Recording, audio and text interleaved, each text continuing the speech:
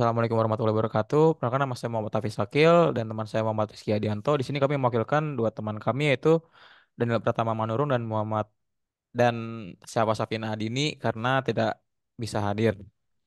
Pada kali ini kami akan mempresentasikan tugas besar manajemen proyek kami. Baik untuk pendahuluan di sini kami mengambil tempat RSU Jampang Kulon sebagai BLUD mengelola keuangan secara mandiri tapi masih menggunakan sistem manual yang tidak efisien dan rawan kesalahan. Ini memperlambat pelaporan, meningkatkan risiko kesalahan, dan juga mengurangi transparansi serta fokus staf pada pelayanan pasien. Jadi untuk memperbaiki hal ini, RSU Jampang Kulon akan mengimplementasikan sistem informasi manajemen rumah sakit atau SIMRS khusus untuk keuangan. Sistem ini diharapkan mempercepat pelaporan, mengurangi kesalahan manusia, meningkatkan transparansi, dan juga memungkinkan staf untuk fokus pada pelayanan pasien.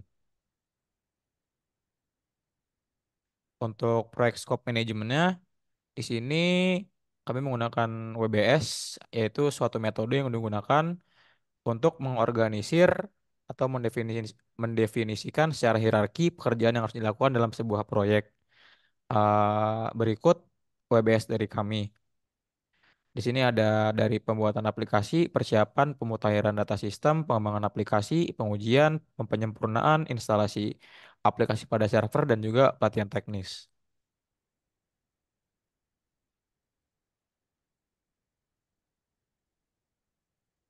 Selanjutnya ada project time atau schedule manajemennya. Di sini merupakan proses untuk mengatur dan mengendalikan jadwal proyek untuk memastikan penyelesaian tepat waktu.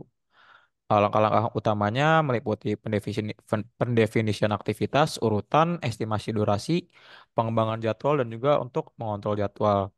Berikut kami tampilkan.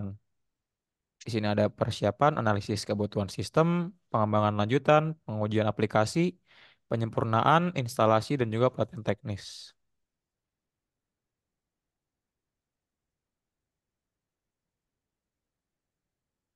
Selanjutnya di sini ada project cost, yaitu proses untuk melibatkan perencanaan, penganggaran, pengendalian, dan pelaporan biaya yang terkait dengan proyek. Tujuannya yaitu untuk mengelola dan mengendalikan pengeluaran agar tetap sesuai dengan anggaran yang telah ditetapkan. Dari tabel di bawah tertulis ada 7 sub project, yaitu ada persiapan, pemutahiran data sistem, pengembangan lanjutan, pengujian, penyempurnaan instalasi aplikasi, dan juga pelatihan teknis. Dan berikut kami tunjukkan untuk project cost management kami.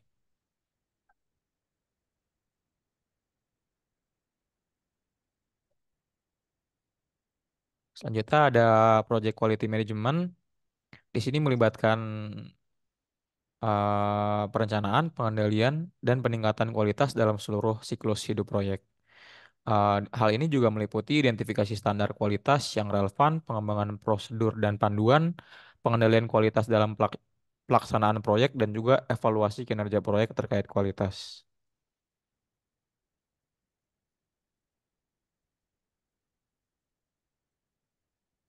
Selanjutnya, di sini ada proyek communication management.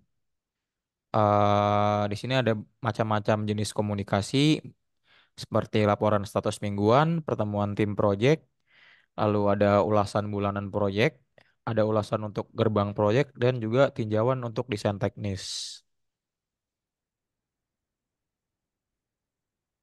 Selanjutnya di sini ada proyek risk management, yaitu proses identifikasi, analisis, penilaian, dan penanganan resiko yang terkait dengan manajemen proyek.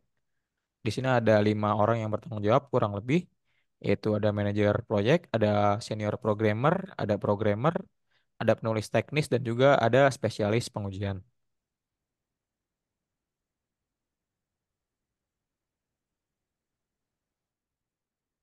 Oke, baik. Di sini saya akan melanjutkan dari Project Procurement Management. Di sini ada barang atau jasa yang akan kita miliki, seperti ada komputer, proyektor, meja dan kursi rapat, alat tulis kantor, dan juga internet. Di sini juga ada beberapa justifikasi seperti dalam komputer ada melakukan pembangunan dan pengelolaan aplikasi dari segi aspek dan teknis maupun secara administrasi.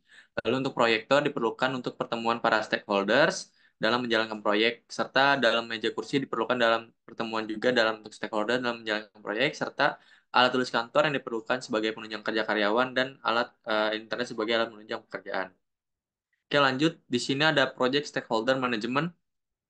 Di sini ada beberapa stakeholder yang diperlukan. Yang pertama ada project management dengan ada nama dan peran sebagai fokus dan juga strategi. Untuk project management sendiri memiliki fokus pada memastikan berjalan sesuai dengan apa yang sudah direncanakan dan memiliki strategi sebagai membuat rencana pengerjaan proyek dan juga menjaga komunikasi di setiap tim dan mengevaluasi laporan-laporan tersebut. Di sini juga ada stakeholders quality control sebagai perannya itu sebagai pengawas dan fokusnya itu memastikan aplikasi yang dibuat memiliki kualitas yang baik dan juga strateginya mengawasi setiap progres pengerjaan aplikasi dan mengevaluasi laporan dari engineer. Lalu yang ketiga ada safety head environment atau SHE. Di sini juga perannya sebagai pengawas yaitu sebagai fokusnya memastikan seluruh pekerja dalam keadaan sehat serta strateginya untuk mengawasi dan memastikan kondisi setiap pegawai semoga dalam keadaan sehat. Lanjut, yang keempat ada staff engineering management. Di sini perannya sebagai pembuat atau pembuat aplikasi dengan memutuskan dalam aplikasi sesuai dengan kebutuhan yang diperlukan, serta strateginya itu sesuai dengan kebutuhan yang sesuai diperlukan dan memberikan laporan-laporan progres aplikasi kepada quality control dan juga project management. Serta yang kelima ada site operasional di sini uh, sebagai memastikan seluruh pekerja engineering dan juga strateginya mengawasi dan memastikan. Lalu di sini memastikan pelaksanaannya itu pembuatan aplikasi sesuai dengan rencana. Lanjut ada site administrasi manager. Di sini fokusnya sebagai mempersiapkan dan mengurus seluruh administrasi yang diperlukan, serta strateginya adalah melaksanakan seluruh kebutuhan administrasi yang diperlukan dan membuat laporan administrasi kepada project manager setiap minggunya. Oke. Nah, di sini ada main stakeholders-nya sebagai powernya di atas sebagai project management, manager, lalu ada set operational manager, terus untuk power di tengah sebagai ada quality control dan interest-nya sebagai interest-nya sebagai set administrasi manager sebagai uh, mendekati. Lalu di sini ada power yang di bawah quality control ada safety health environment, lalu mendekati interest-nya ada staff engineer management. Oke, di sini ada tabel stakeholder. Yang pertama ada stakeholder project manager, yaitu powernya 4, interestnya 5, yaitu kuadrannya adalah sebagai key player. Lalu ada stakeholder quality control, powernya 3, interestnya 3, dan kuadrannya ada keep satisfied. Untuk yang ketiga ada safety head and environment, power levelnya 2, interest levelnya ada 3, yaitu kuadrannya sebagai keep informant. Lalu yang keempat sebagai staff engineering manager sebagai power level 4, interest level 4, kuadrannya itu adalah keep informant. Yang kelima ada setup operational manager sebagai power level 4, interest level 4, dan juga kuadrannya sebagai key player. Serta set administrasi manager sebagai power level 3, interest levelnya 4, dan dia juga sebagai kuadran key player. Oke, di sini ada Project Human Resource Management. Yang pertama ahli ilmu komputer yaitu sebagai dia adalah tim leader. Seperti dia akan merencanakan mengatur proyek secara keseluruhan, menyusun dan target waktu yang mengidentifikasi sumber daya yang dibutuhkan memastikan komunikasi yang efektif di antara anggota tim, serta memfasilitasi pertemuan tim, memastikan informasi disampaikan dengan jelas.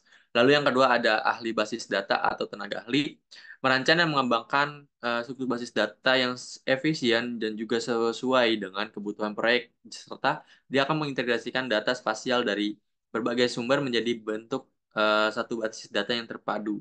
Lalu yang ketiga adanya programmer sebagai tenaga ahli, merancang dan mengembangkan perangkat visual atau perangkat lunak yang akan digunakan pada aplikasi yang berfokus pada analisis pemrosesan dan visualisasi data spasial ini.